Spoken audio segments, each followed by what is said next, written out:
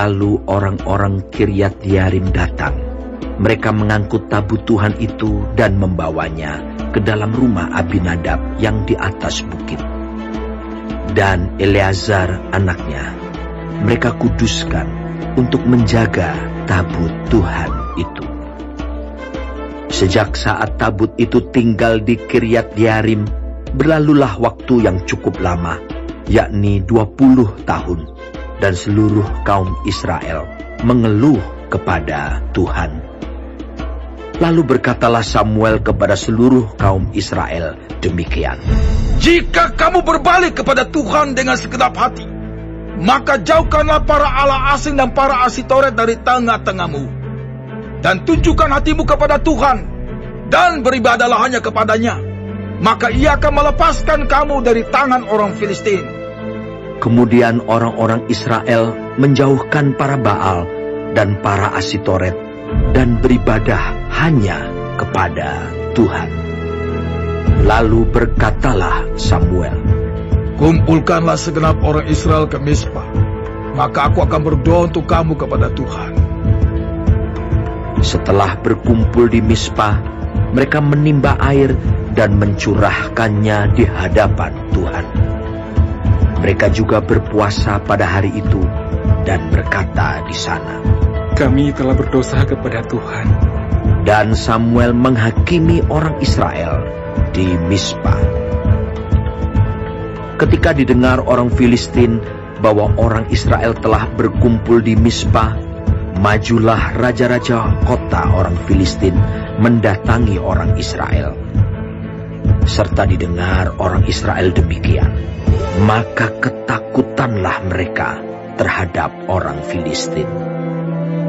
Lalu kata orang Israel kepada Samuel, janganlah berhenti berseru bagi kami kepada Tuhan Allah kita, supaya ia menyelamatkan kami dari tangan orang Filistin itu. Sesudah itu Samuel mengambil seekor anak domba yang menyusu, lalu mempersembahkan seluruhnya kepada Tuhan sebagai korban bakaran. Dan ketika Samuel berseru kepada Tuhan bagi orang Israel, maka Tuhan menjawab dia.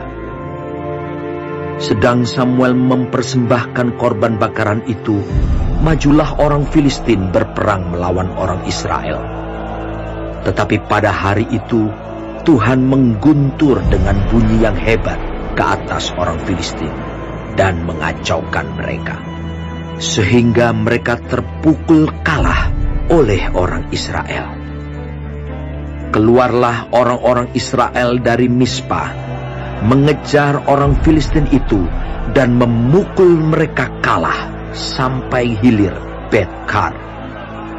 Kemudian Samuel mengambil sebuah batu dan mendirikannya antara Mispa dan Yesana.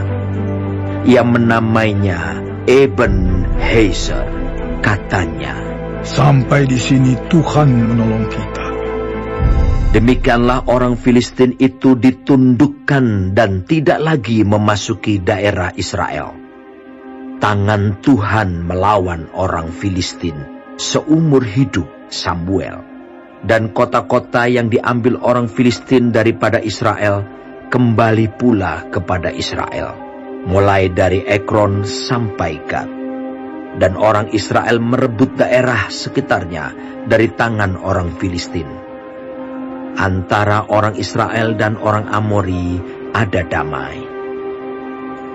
Samuel memerintah sebagai hakim atas orang Israel seumur hidupnya.